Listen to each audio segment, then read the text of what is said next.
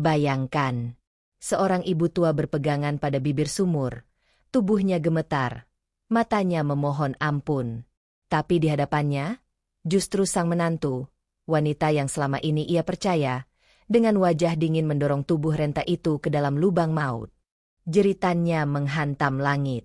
Namun, apa yang lebih menyayat adalah ketika tangan itu lepas, dan tubuh sang ibu melayang ke dalam kegelapan sumur yang dalam.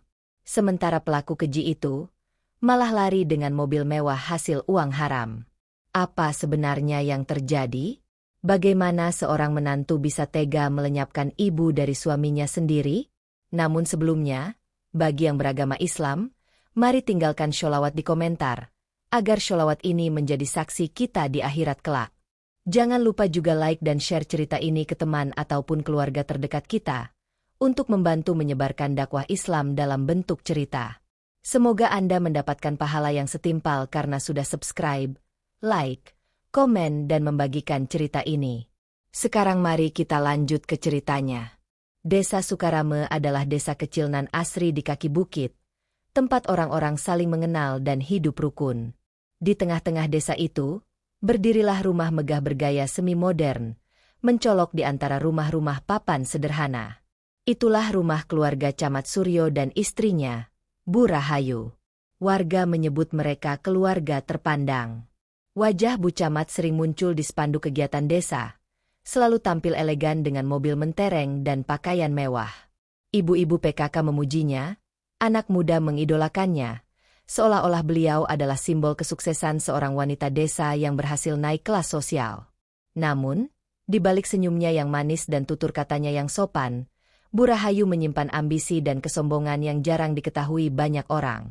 Bagi Rahayu, hidup adalah panggung, dan ia harus selalu jadi pusat perhatian. Sementara di dalam rumah yang sama, tinggal pula Bu Karsih, ibu kandung dari Camat Suryo. Wanita renta berusia 70-an tahun itu adalah pribadi yang bersahaja, tak banyak bicara, dan hidup dengan sederhana meskipun anaknya kini pejabat tinggi di desa. Bu Karsih tidak pernah mau bergantung pada anaknya. Ia tetap menabung dari hasil menjual getuk dan jajanan pasar di depan rumah. Tabungan itu ia simpan di dalam kaleng biskuit tua yang ia sembunyikan di lemari pakaian. Setiap rupiah yang terkumpul, ia niatkan untuk satu hal, berhaji. Itu adalah impiannya sejak muda. Ia ingin mati dalam keadaan husnul khotimah, pernah menyentuh tanah suci, melihat Ka'bah, dan mengusap air mata di hadapan Allah. Namun siapa sangka, niat suci itu menjadi awal dari musibah besar. Pada suatu siang, saat Bu Karsih sedang ke musola, Bu Rahayu masuk ke kamar mertuanya untuk mengambil setrika. Tapi entah bagaimana, pandangannya terhenti pada lemari kayu yang sudah usang.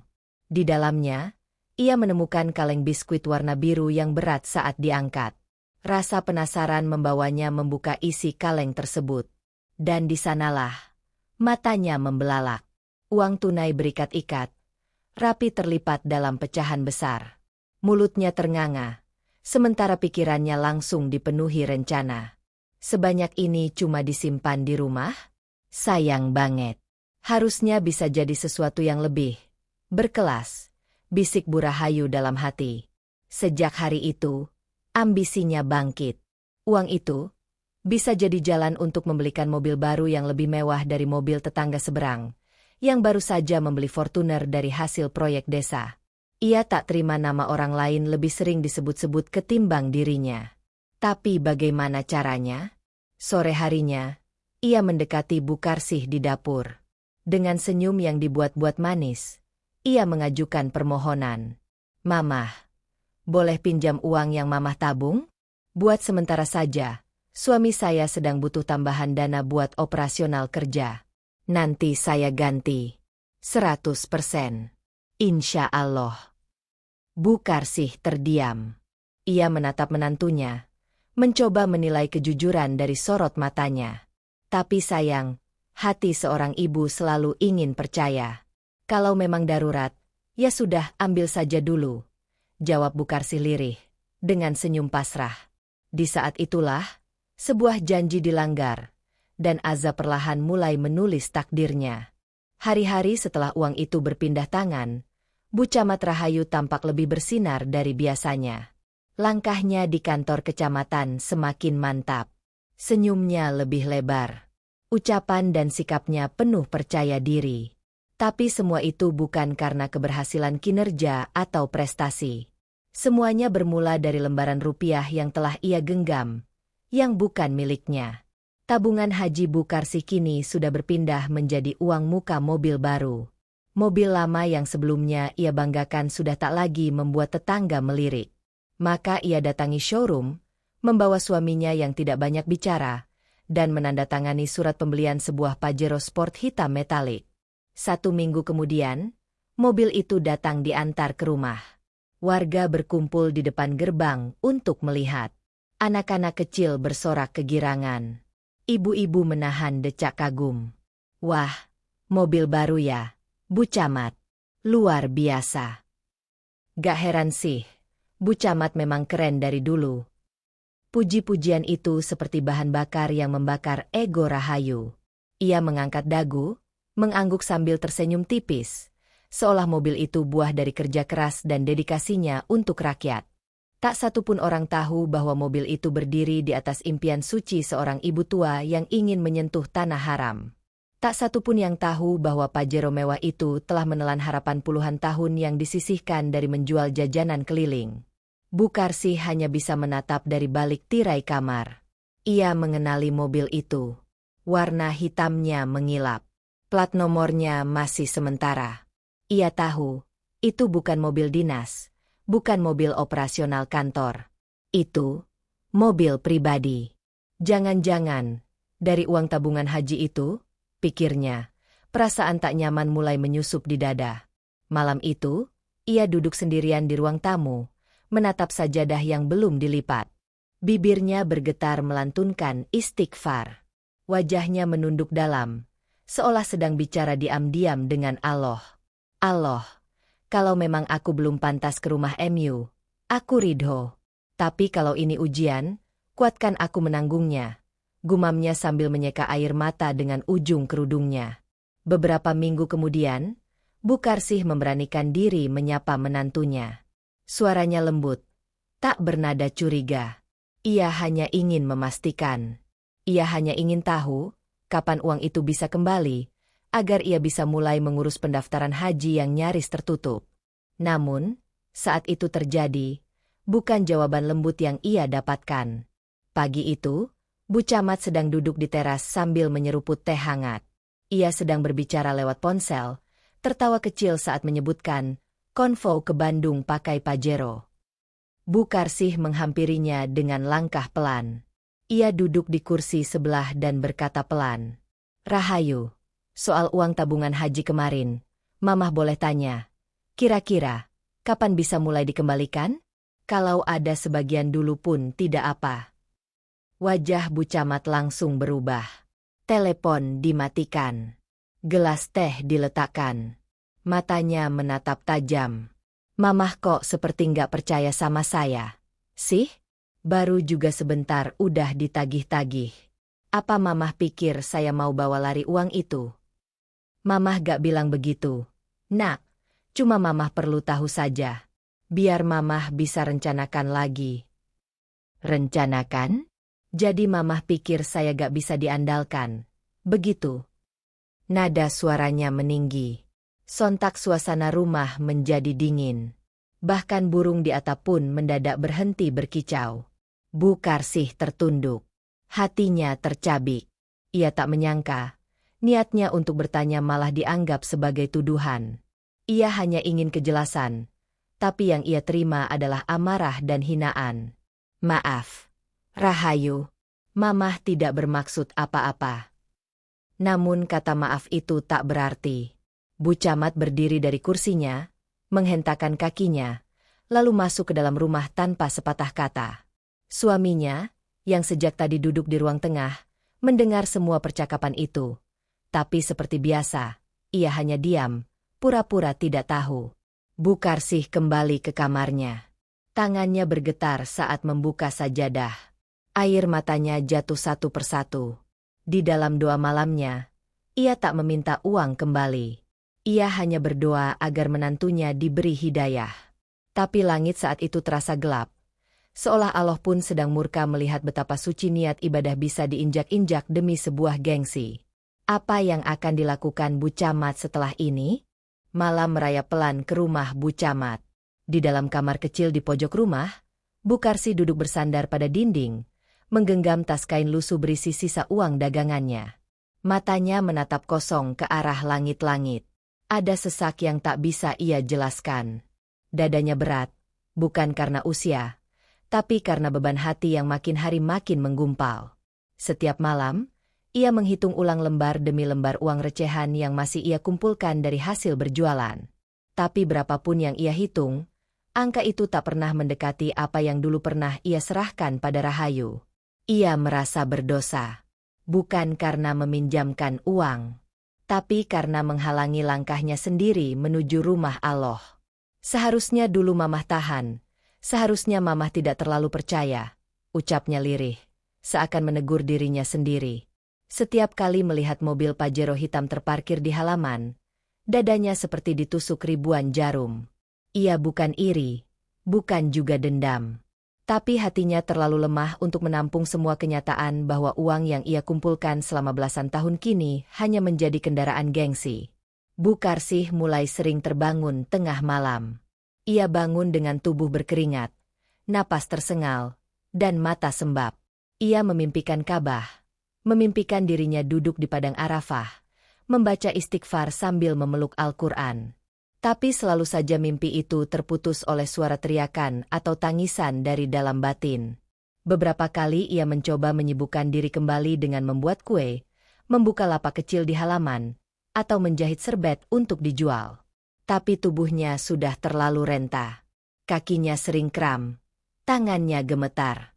Bahkan saat merebus air pun, ia harus duduk agar tidak roboh. Namun satu yang tak pernah ia tinggalkan adalah doa. Setiap hari ia duduk lama di sajadah, memohon agar Allah melunakkan hati sang menantu. Memohon agar Allah memberikan jalan untuk mengganti tabungannya. Memohon agar Allah tetap menjaga keluarganya dari murka dan kehancuran. Tapi semakin lama, ia sadar, doa-doanya belum juga dikabulkan. Uang belum kembali. Dan Rahayu semakin sibuk bersolek dan pamer di media sosial. Suatu sore, Bu Karsih memberanikan diri untuk kembali bicara. Dengan langkah pelan, ia menghampiri Bu Camat yang sedang duduk di ruang tamu sambil menggulir layar ponsel. Rahayu, panggilnya pelan. Rahayu menoleh sebentar, lalu kembali menatap layar. Ada apa, MAH? Mamah cuma mau tanya, kira-kira uang kemarin bisa dikembalikan kapan? Mamah dapat info dari kelurahan. Pendaftaran haji akan dibuka bulan depan. Suasana mendadak hening. Rahayu tak langsung menjawab. Ia meletakkan ponselnya di meja. Tatapannya berubah. Mulutnya menegang. Dan perlahan, ia berdiri, berjalan mendekati Bu Karsih. Nah, ini lagi. Mamah Tuhya, udah saya bilang, jangan diungkit-ungkit terus soal uang. Saya itu camat. Bukan penipu. Mamah nggak nuduh. Nak, Mamah cuma. Udah, jangan sok suci deh. Uang itu juga belum tentu cukup buat naik haji. Lagian sekarang MAH urus aja yang lain. Gak usah bikin saya emosi. Bu Karsih terdiam. Mulutnya terbuka, tapi tak ada suara keluar. Ia mundur 2 langkah. Air mata menetes begitu saja. Tubuhnya gemetar. Ia tahu, hatinya kembali remuk. Bukan karena uang itu, tapi karena anak dari rahimnya yang dulu ia rawat, kini berdiri diam, menyaksikan istrinya mempermalukan ibunya sendiri, tanpa satu kata pun. Malam itu, Bu Karsih tak bisa tidur. Ia hanya menatap foto almarhum suaminya di dinding, membisikkan keluh kesah yang tak bisa ia sampaikan pada siapapun. Dan tanpa ia sadari, di sudut kamar sebelah, Rahayu kembali berdiri menatapnya dari balik pintu yang sedikit terbuka. Tatapannya dingin. Pikirannya makin kacau. Kalau Mamah terus begini, saya bisa kehilangan segalanya. Kalau Mamah buka mulut ke orang luar, semuanya habis. Dan disinilah, pikiran jahat itu tak lagi berupa bayangan, tapi mulai tumbuh menjadi niat. Hari itu udara terasa lebih panas dari biasanya. Awan menggumpal gelap, angin berhembus lambat tapi berat. Seolah alam sedang menahan sesuatu, menunggu sebuah ledakan yang tak bisa dihindari. Di dalam rumah, suasana tampak biasa. Bu Karsih duduk di kursi ruang makan sambil menyiangi kacang panjang. Tangan tuanya bergerak pelan, sesekali berhenti karena pegal. Di depannya, lemari es berdengung pelan, menjadi satu-satunya suara di antara sunyi yang mencengkeram. Sementara itu, Bu Camat Rahayu melangkah cepat keluar dari kamar dengan wajah kusut dan ponsel yang terus berdering. Ia terlihat marah, mengomel soal pembayaran mobil yang mulai macet. Nadanya tinggi, tangannya menunjuk-nunjuk, padahal ia sedang berbicara dengan pegawai le asing.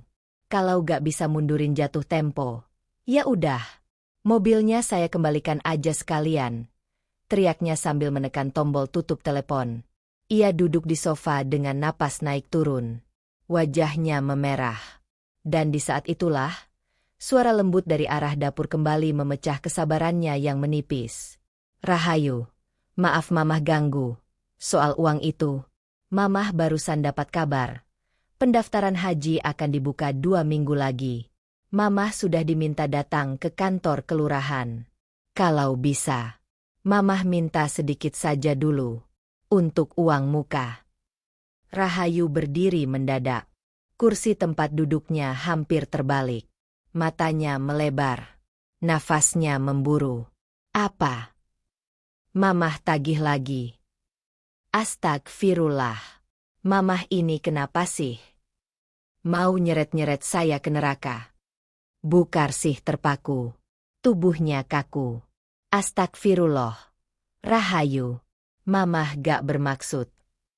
Gak usah pakai astagfirullah segala. Bentaknya keras. Saya ini camat. Saya punya tanggung jawab lebih besar dari sekadar ngurus uang itu. Dan sekarang Mamah datang nyindir saya. Menuduh saya gak amanah. Air mata Bu Karsih mulai mengalir, menetes di tangannya yang gemetar. Tapi Rahayu tidak berhenti. Saya sudah capek. MAH. Saya yang urus rumah ini. Saya yang biayai semua. Kalau Mamah gak suka, Mamah pindah aja. Jangan terus ganggu saya dengan kata-kata suci tapi menuduh. Tiba-tiba terdengar suara gelas jatuh dari tangan Bu Karsih. Pecah di lantai. Pecah pula hatinya. Rahayu, apa hati kamu sudah sekeras itu, Nak? Dulu Mamah yang rawat kamu saat kamu melahirkan. Kamu tidur di rumah sakit. Mamah yang jaga. Sekarang kamu bilang Mamah ganggu? Mamah cuma mau uang Mamah kembali. Rahayu menutup telinga. Ia tak mau mendengar. Ia menatap dengan mata melotot, seperti melihat musuh dalam tubuh seorang ibu tua. Kamu gak usah bawa-bawa masa lalu. Kalau Mamah mau nagih uang, tulis aja di kertas. Gak usah bawa-bawa air mata. Tiba-tiba, suara bentakan itu membuat Pak Camat keluar dari kamar. Ia melihat ibunya terduduk di lantai, menangis. Matanya menatap istrinya. Rahayu. Kamu keterlaluan. Namun Bu Camat hanya memutar bola matanya.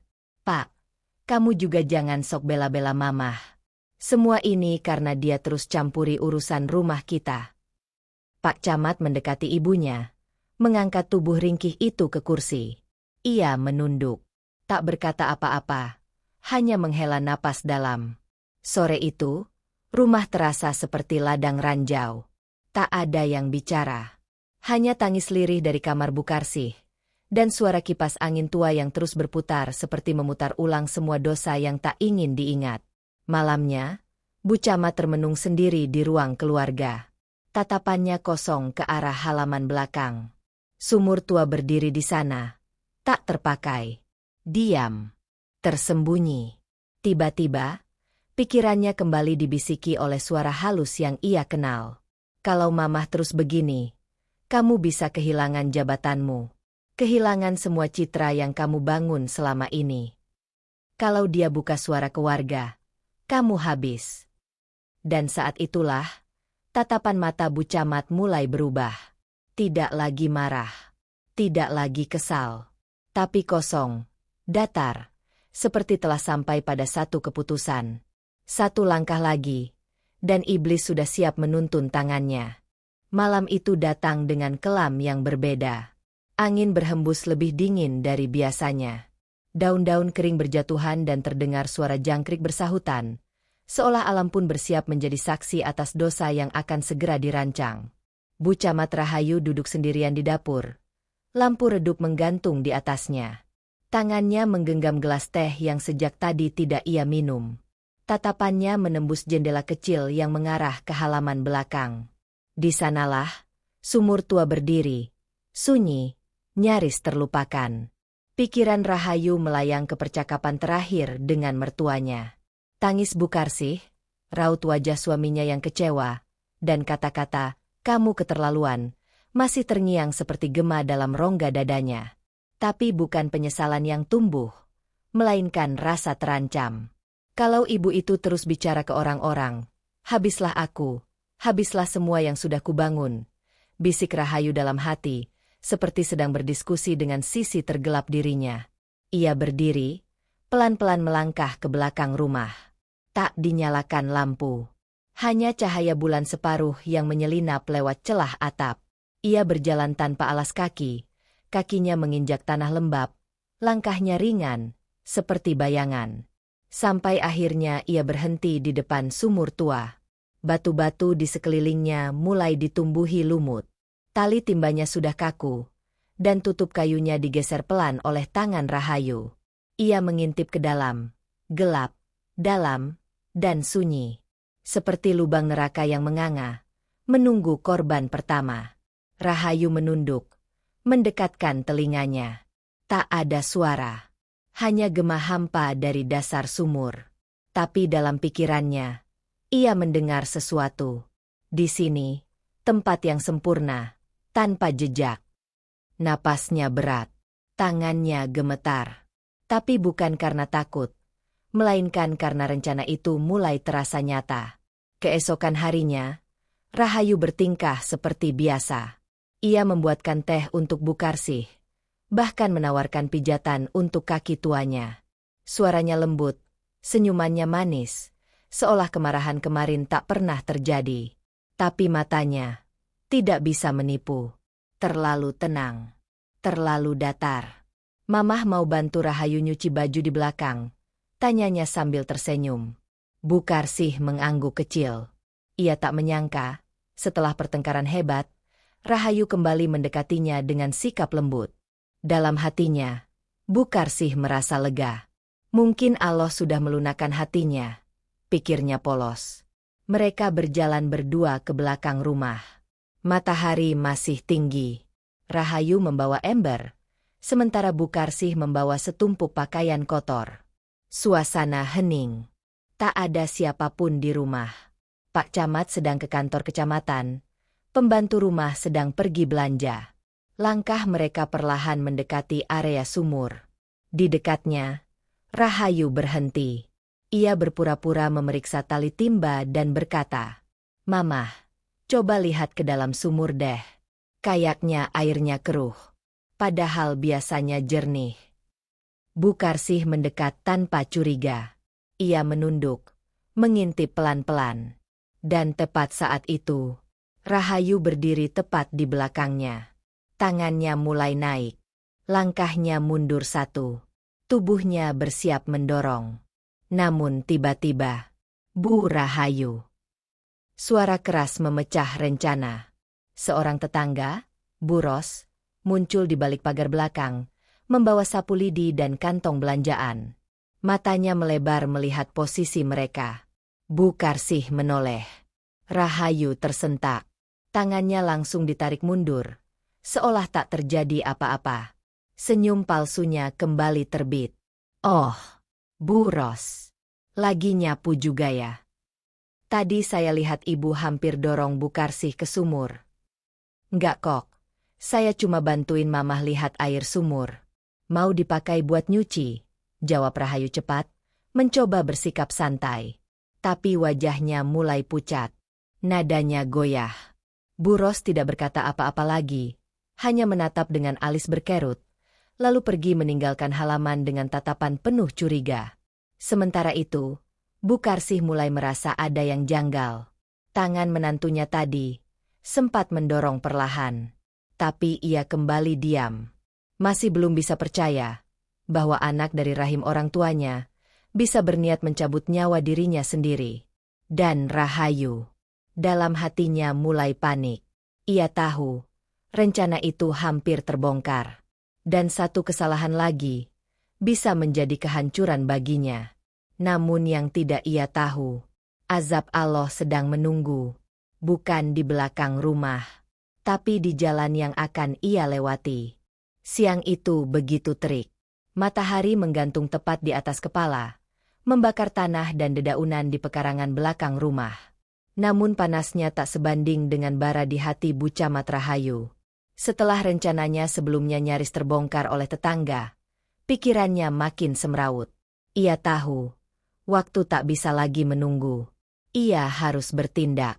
Sekarang. Sebelum semuanya berantakan. Sementara itu, Bu Karsih sedang tertidur di kamarnya, kelelahan setelah mencuci pakaian dan menyapu halaman sejak pagi. Wajah tuanya tenang. Napasnya perlahan. Dalam tidurnya, ia bermimpi duduk di pelataran Masjidil Haram, mengenakan kain ihram, dikelilingi jamaah lain, menatap Ka'bah dari kejauhan. Namun mimpi itu seketika hancur ketika sebuah suara keras membangunkannya. "Mamah, bangun. Yuk, bantu Rahayu sebentar. Ya?"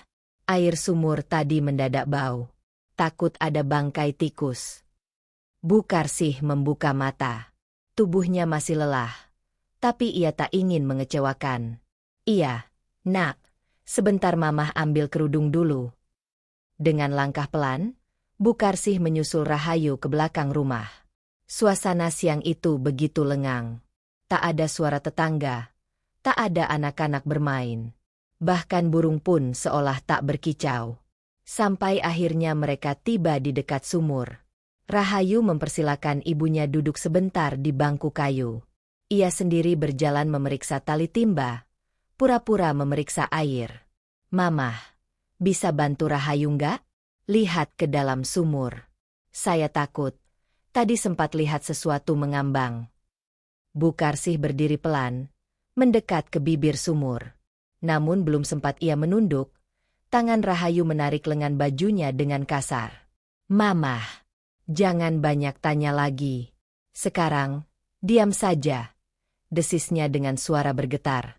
Bu Karsih tersentak. "Astagfirullah, Rahayu. Kamu ini kenapa, nak?" Rahayu tak menjawab. Ia hanya menggertakkan gigi. Tangan kirinya mencengkeram bahu Bu Karsih. Tangan kanannya mendorong tubuh renta itu ke arah sumur. "Rahayu, jangan!" Bu Karsih berteriak sekuat tenaga. Kedua tangannya mencengkeram bibir sumur, berusaha bertahan. Tapi tubuhnya lemah. Bahunya nyeri. Rahayu terus mendorong, gila oleh emosi dan rasa takut yang berubah menjadi kekejian. Dalam hitungan detik, biur. Tubuh Bu Karsih jatuh ke dalam sumur dengan suara keras. Air muncrat ke atas. Suara cipratan menggema dalam diam. Sejurus kemudian, tak ada suara lagi. Hanya gemuruh air yang berputar. Rahayu berdiri kaku. Matanya membelalak. Dadanya naik turun. Ia menatap ke dalam sumur. Namun tak terlihat apa-apa. Hanya gelap dan sunyi. Tangannya bergetar. Napasnya seperti tercekat. Ia mundur beberapa langkah, menabrak ember kosong yang menggelinding ke arah pintu dapur. Sudah. Aku tidak punya pilihan lain. Dia yang memaksa. Dia yang membuatku begini," gumamnya sambil mencengkram kepalanya sendiri. Namun belum sempat ia kembali masuk rumah. "Bu Rahayu." "Astagfirullah." Sebuah suara meledak dari arah pagar belakang.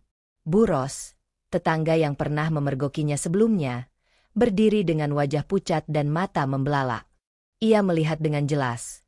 Tubuh Bukarsi jatuh ke dalam sumur, dan Bu Rahayu berdiri di tepinya dengan ekspresi panik. "Kamu lakukan apa? Kamu dorong ibu mertuamu sendiri." "Ya Allah!" Rahayu membeku. Seluruh tubuhnya lemas. Mulutnya terbuka, tapi tak ada suara keluar. Bu Ros berteriak sekeras-kerasnya ke arah rumah warga sebelah. "Pak Rahmat, tolong! Ada yang masuk sumur. Cepat!" Tak butuh waktu lama. Warga berdatangan. Beberapa langsung menuju sumur, sementara yang lain menahan Rahayu yang mulai panik dan mencoba lari. "Bukan saya. Bukan saya. Dia jatuh sendiri. Sumpah, saya gak sengaja." Namun wajahnya tak bisa berbohong. Matanya merah. Nafasnya tercekat. Langkahnya mundur pelan-pelan. Hingga akhirnya, beruwum. Ia berlari ke dalam rumah. Mengambil kunci mobil. Menyalakan pajeronya. Dengan kecepatan tinggi, mobil itu melaju keluar halaman. Menabrak pot bunga. Menabrak pagar kayu. Lalu menghilang di tikungan jalan desa. Sementara di belakang rumah, suara warga berhamburan. "Tolong!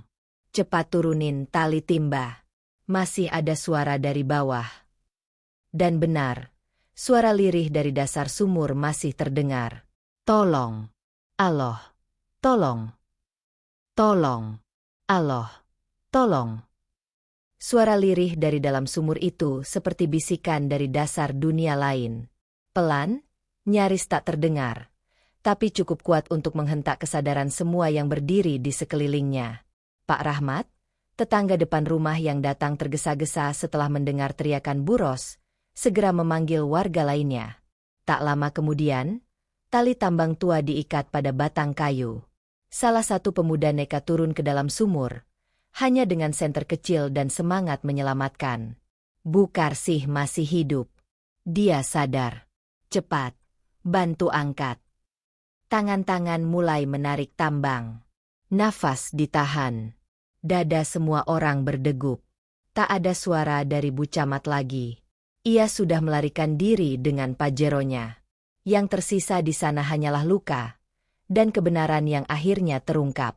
Beberapa menit kemudian, tubuh renta itu berhasil diangkat dari dalam sumur. Basah kuyup, tubuhnya menggigil. Darah mengucur dari pelipisnya yang terbentur batu. Tangannya masih menggenggam tali dengan erat, seolah-olah masih takut jatuh lagi. Matanya terpejam. Bibirnya terus komat-kamit menyebut nama Allah.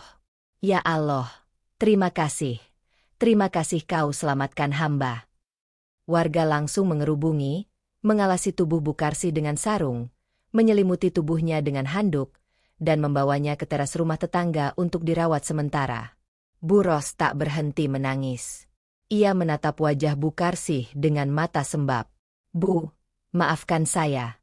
Saya baru bisa menolong sekarang. Allah masih lindungi ibu." Bukarsi hanya tersenyum lemah. Tubuhnya tak mampu banyak bergerak.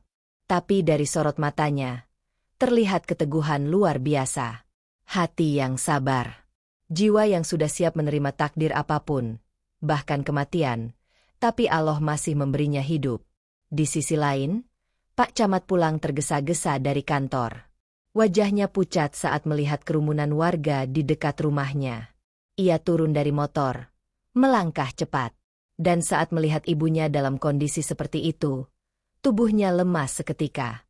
"Ibu, ibu kenapa?" Suaranya bergetar. Bu Ros menahan emosinya. "Pak Camat, istri Bapak, nyaris membunuh ibu sendiri." Pak Camat terdiam. Wajahnya pucat. Tangannya gemetar. Ia menatap ibunya, lalu menatap sumur, lalu kembali menunduk dalam diam yang menyakitkan. Semua mata kini tertuju padanya. "Ibu, kenapa tidak bilang sejak awal kalau Rahayu kasar?" bisiknya lirih. Bukarsih memegang tangan anaknya yang berlutut di sampingnya. "Ibu gak mau kamu malu.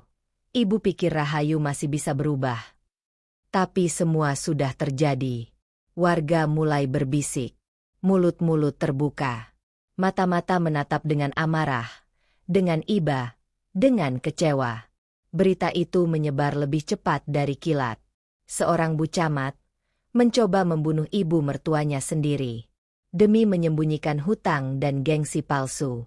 Sementara itu, di jalan utama desa, mobil Pajero hitam melaju kencang menembus tikungan. Rahayu memegang kemudi dengan tangan gemetar. Nafasnya tercekat. Matanya tak bisa fokus. Air mata bercampur keringat membanjiri wajahnya. Ia memukul-mukul setir. Bodoh. Kenapa semuanya gagal? Ia tahu, semuanya sudah hancur. Semua yang ia tutupi, kini terbuka. Dan sekarang ia hanya bisa lari, dari tanggung jawab, dari aib, dari kenyataan. Tapi tak satu pun tempat bisa menyelamatkannya. Dari takdir yang sudah menunggu di depan jalan. Di dalam rumah, suara tangisan warga masih terdengar. Suara adzan asyar pun ikut menggema dari surau kecil. Namun tak ada satupun yang tenang sore itu. Karena semua tahu, apa yang menimpa Bukarsih adalah awal dari balasan yang lebih besar. Yang kini sedang menjemput Rahayu di jalan raya. Langit berubah cepat. Awan hitam menggulung pelan, menyelimuti langit siang yang sebelumnya cerah. Udara menjadi berat, seperti menahan sesuatu yang akan jatuh. Alam ikut murka. Di jalan aspal yang membelah sawah desa, sebuah mobil Pajero hitam melaju kencang. Asap tipis keluar dari knalpotnya, dan suara mesinnya meraung, dipacu lebih dari batas wajar.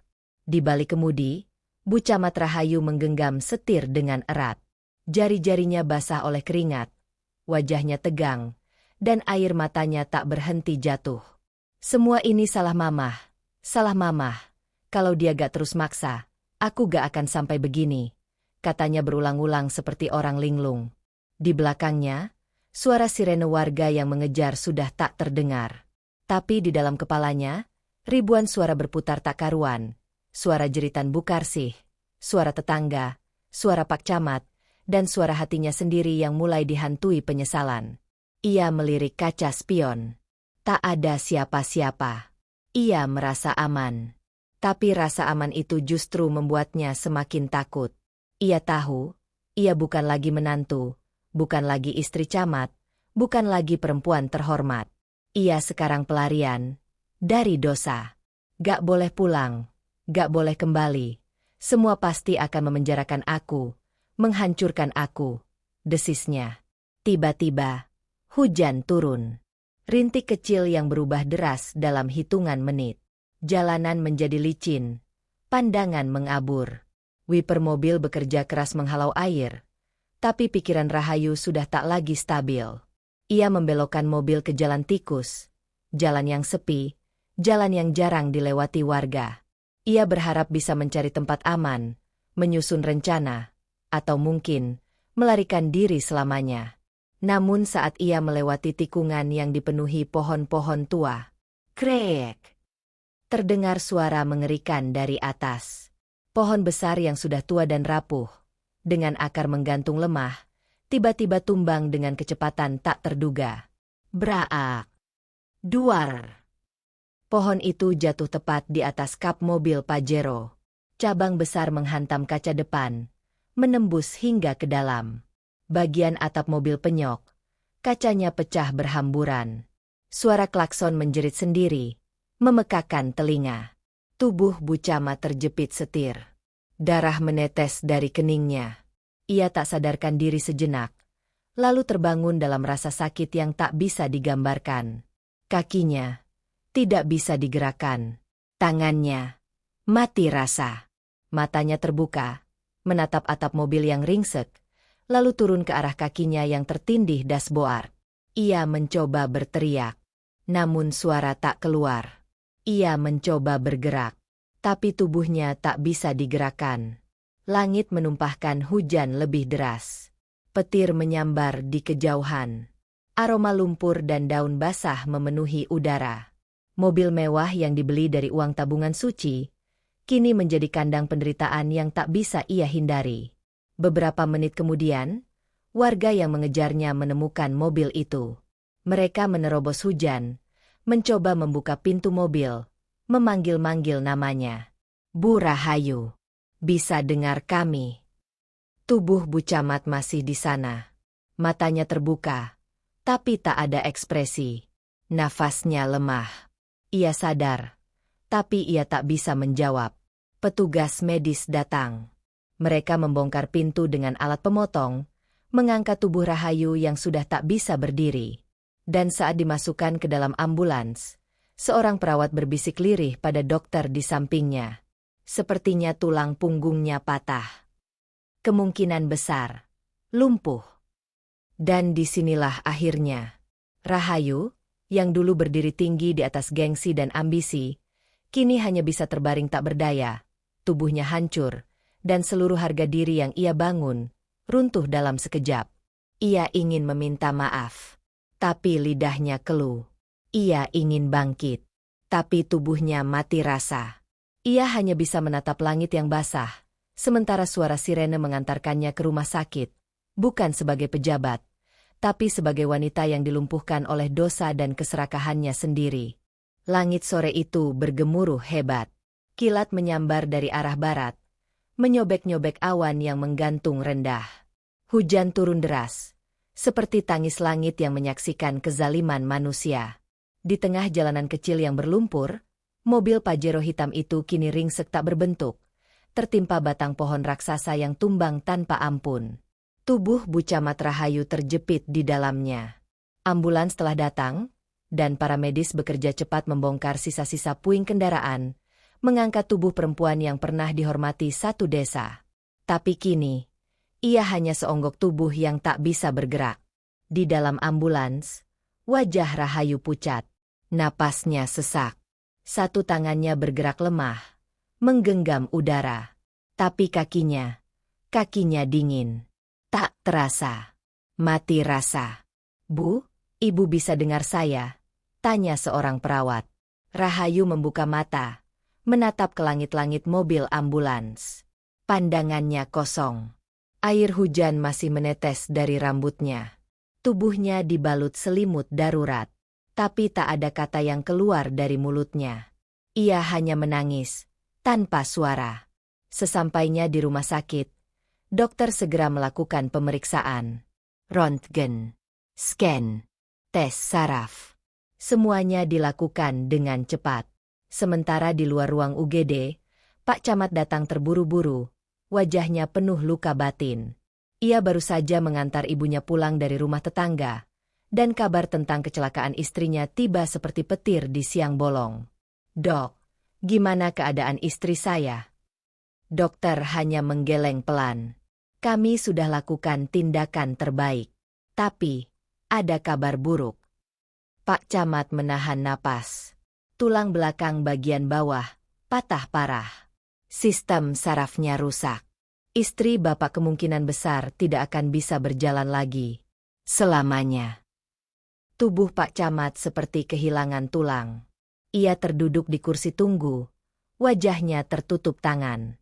Air mata jatuh, bukan hanya karena sedih, tapi karena semua ini sudah terlalu jauh.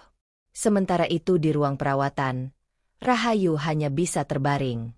Tangannya diinfus, lehernya dipasangi penyangga. Tubuhnya tak lagi miliknya. Ia mencoba mengangkat kepala, gagal. Mencoba menggerakkan kaki, sia-sia. Bahkan duduk pun ia tak mampu. Di cermin kecil di samping tempat tidur, ia melihat dirinya sendiri. Mata bengkak, wajah pucat, rambut acak-acakan. Tak ada lagi make up mahal. Tak ada tas bermerek. Tak ada mobil mewah. Yang tersisa, hanya dirinya dan dosa. Ia menangis. Tangis yang sesungguhnya. Bukan karena kehilangan hartanya, tapi karena ia tahu, ini bukan sekadar musibah. Ini adalah azab. Azab dari Allah yang datang tepat, secepat langkah niat jahat yang pernah ia jalankan. Azab yang membuatnya sadar, bahwa uang haji yang ia rampas, bukan hanya merampas mimpi mertuanya, tapi merampas keberkahan hidupnya sendiri. Azab yang membuatnya mengerti, bahwa kehormatan yang dibangun di atas dusta, akan runtuh dengan cara paling hina. Dan kini, ia hanya bisa menatap langit dari jendela rumah sakit. Terpenjara di ranjang. Terpenjara di tubuhnya sendiri. Terpenjara dalam dosa yang tak bisa ia perbaiki dengan kaki. Karena kakinya tak bisa lagi membawa ia kemanapun. Hari itu, hujan tak berhenti turun. Tapi mungkin, air dari langit itu bukan semata hujan. Melainkan air mata langit, yang menangisi nasib manusia yang lupa diri, lalu jatuh, dalam azab tak terelakkan. Sinar matahari pagi menembus tirai rumah sakit, menyorot perlahan ke wajah pucat Bu Camat Rahayu yang terbaring di ranjang perawatan. Tangannya lemas di sisi tubuh. Mata sembab menatap kosong ke langit-langit. Ia masih di sana, di ruangan berbau obat dan alkohol, dengan mesin-mesin yang terus berdengung pelan di sekitarnya. Sudah 3 hari sejak mobil Pajero yang ia banggakan tertimpa pohon besar. 3 hari pula ia tak bisa merasakan kakinya. Tak bisa duduk, tak bisa berdiri. Bahkan untuk buang air pun ia harus dibantu oleh selang dan perawat. Bu Rahayu, suara dokter datang, pelan tapi tegas. Kami sudah melakukan semua prosedur. Tapi kondisi ibu tidak menunjukkan respons dari saraf bagian bawah. Diagnosa kami jelas. Ibu mengalami kelumpuhan permanen. Bu Camat menoleh pelan. Air mata menggenang lagi di pelupuknya. Tidak, Dok, tidak mungkin. Saya cuma kecelakaan sebentar. Sebentar saja. Dokter menggeleng pelan. Kecelakaan itu bukan ringan, Bu. Tulang belakang ibu patah. Dan saraf utama yang menghubungkan ke kaki sudah rusak. Tidak bisa diperbaiki. Kalimat itu seperti palu besar yang menghantam wajahnya. Ia ingin menjerit. Tapi suara itu tertelan di tenggorokan. Ia ingin marah. Tapi tubuhnya terlalu lemah untuk bergerak. Suaminya, Pak Camat, duduk di sisi ranjang, menunduk. Sudah 2 hari ia di sana, menemani dengan diam. Tak banyak bicara, tak juga menyalahkan. Tapi di antara diamnya itu, tersimpan luka yang dalam. Luka karena istri yang ia percaya telah mencoba membunuh ibunya sendiri. Ibu saya masih trauma, ucapnya pelan. Rahayu menutup mata. Tubuhnya bergetar. Ibu kamu, saya tidak berniat. Saya cuma panik.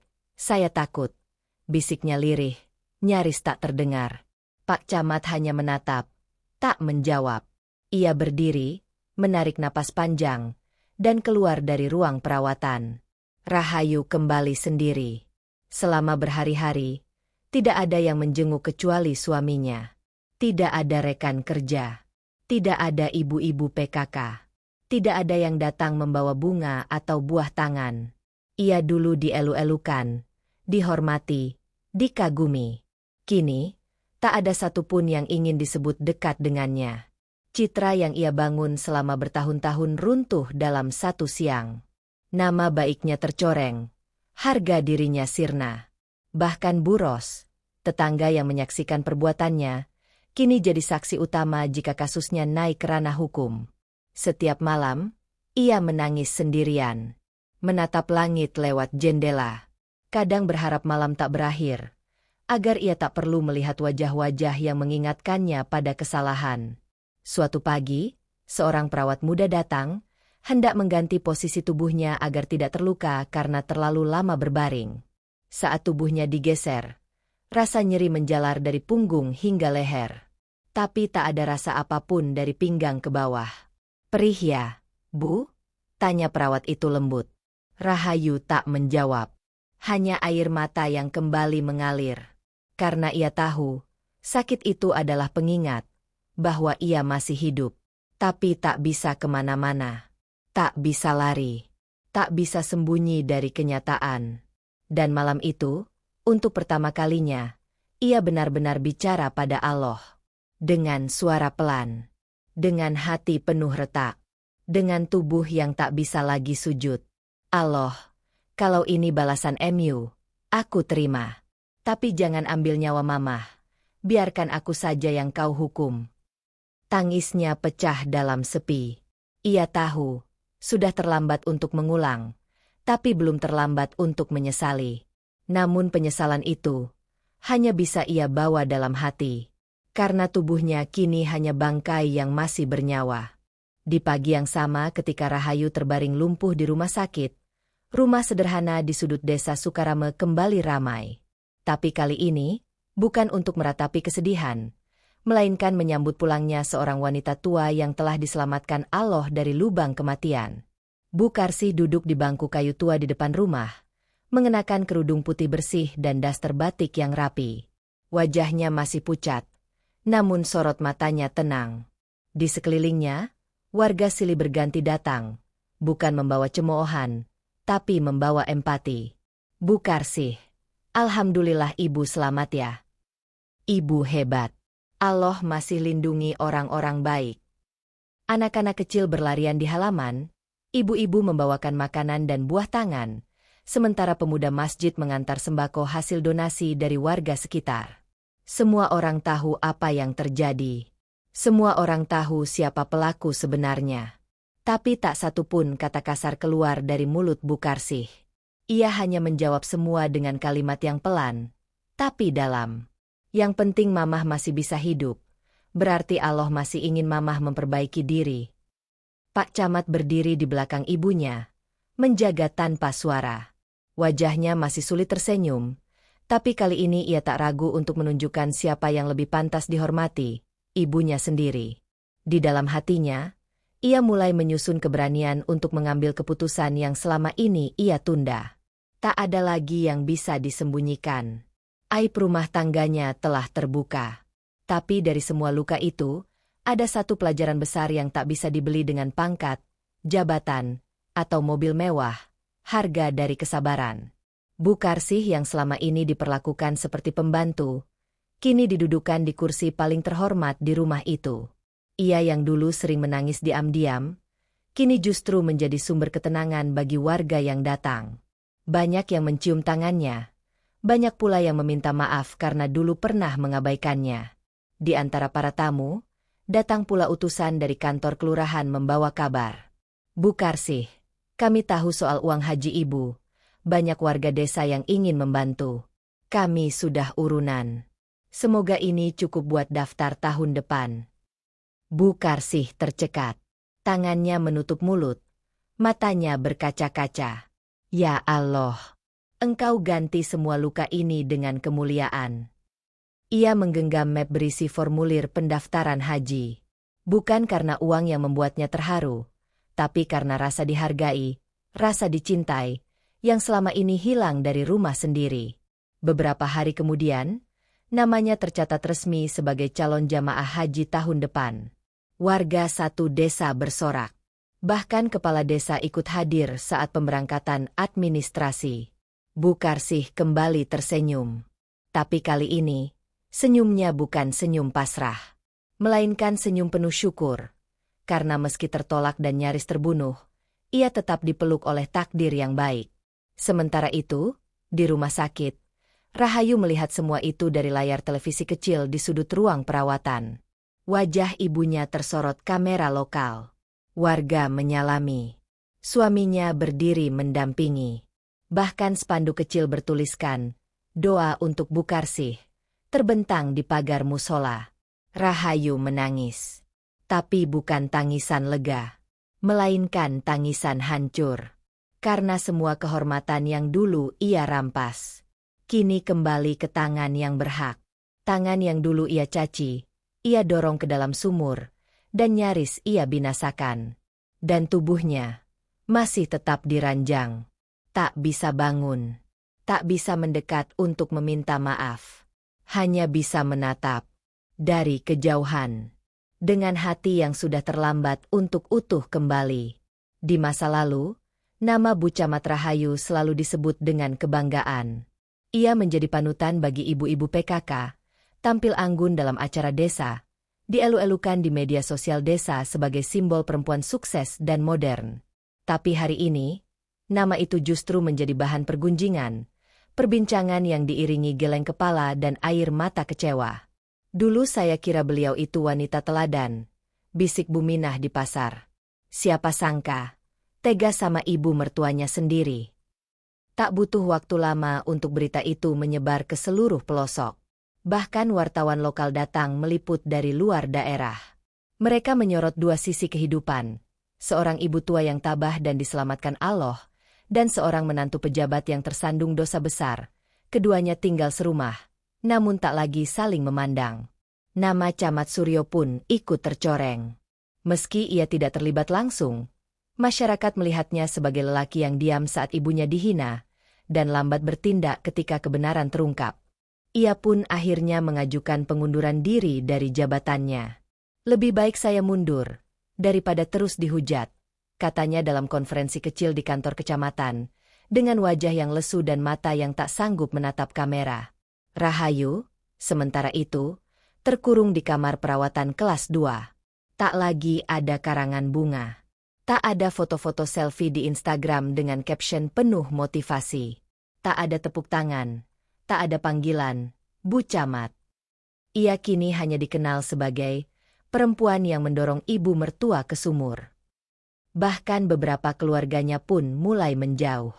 Saudaranya yang dulu sering datang membawa oleh-oleh kini enggan berkunjung. Rekan-rekan kerja yang dulu tertawa bersama di ruang rapat, kini memilih menghapus nomor kontaknya. Hari demi hari, ia makin tenggelam dalam sunyi.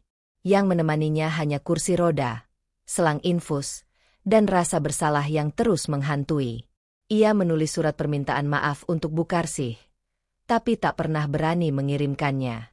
Tangannya terlalu gemetar, lidahnya terlalu keluh, hatinya terlalu penuh luka dan malu. Suaminya datang hanya saat diperlukan. Kadang hanya diam, duduk sebentar lalu pergi. Tak ada lagi percakapan panjang. Tak ada lagi panggilan sayang. Yang tersisa hanyalah kewajiban antara suami, istri, dan kenyataan yang pahit. Suatu malam, hujan turun deras di luar rumah sakit. Angin menggoyangkan daun-daun pohon. Di dalam kamarnya, Rahayu memandangi langit lewat jendela. Ia berbicara pelan, pada dirinya sendiri, atau mungkin pada Allah. Entah, kenapa aku begitu rakus? Kenapa aku rela hancurkan segalanya hanya demi mobil, demi nama, demi gengsi? Kenapa? Kenapa tidak dari dulu aku sadar? Ia menutup wajah dengan kedua tangannya. Tangisnya tumpah, tak bisa ditahan. Di luar ruangan, perawat hanya menghela napas. Kasihannya, waktu dulu dia datang ke puskesmas, semua orang berdiri. Sekarang, gak ada yang nengok. Begitulah hidup. Allah gak tidur. Kalau orang zolim, pasti ada waktunya jatuh.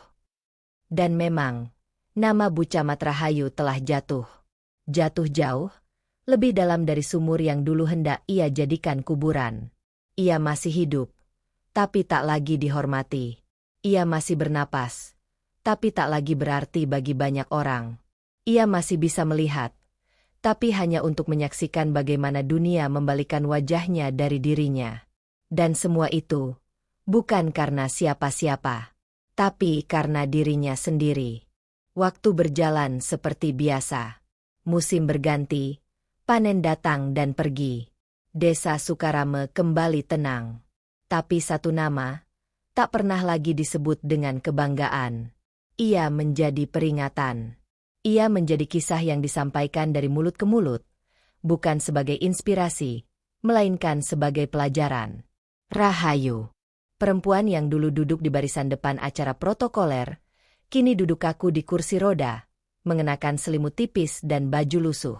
Setiap pagi, ia dibantu perawat untuk cuci muka dan mengganti pakaian. Kakinya kaku, tubuhnya lemah. Ia tak bisa pergi kemana-mana tanpa didorong. Tak ada lagi sorotan. Tak ada lagi tepuk tangan. Tak ada lagi bangga. Setiap kali matahari terbit, ia hanya bisa memandang keluar jendela. Ia mendengar suara anak-anak kecil tertawa, ibu-ibu menyapu halaman, dan orang-orang mengucap salam. Tapi tak ada yang menyapanya. Tak ada yang menoleh ke arahnya. Karena semua orang tahu, tubuh yang terkurung di kursi roda itu adalah bukti nyata dari kejatuhan. Sementara itu, di hari yang sama, Bu Karsih tengah bersiap berangkat ke Tanah Suci.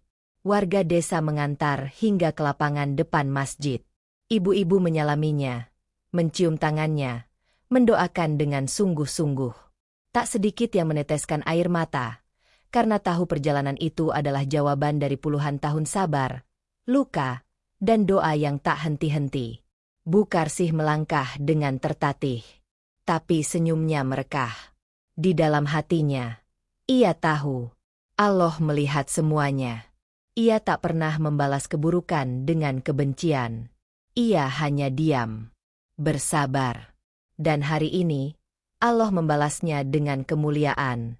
Di dalam pesawat, saat bersiap terbang ke Mekah, ia duduk tenang sambil menggenggam tasbih. Ia tak pernah menyimpan dendam pada Rahayu. Biar Allah saja yang mengadili, bisiknya saat melewati awan-awan putih. Dan Allah telah menjawab. Rahayu masih hidup, tapi terpenjara di tubuhnya sendiri. Ia bisa melihat, tapi tak bisa bergerak. Ia bisa merasa, tapi tak bisa bertindak. Ia bisa menangis, tapi tak bisa kembali ke masa lalu.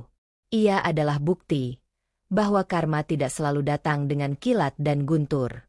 Kadang ia datang dengan perlahan, dalam bentuk kehidupan yang panjang, yang penuh rasa bersalah, yang dipenuhi bisikan-bisikan penyesalan yang tak akan pernah usai.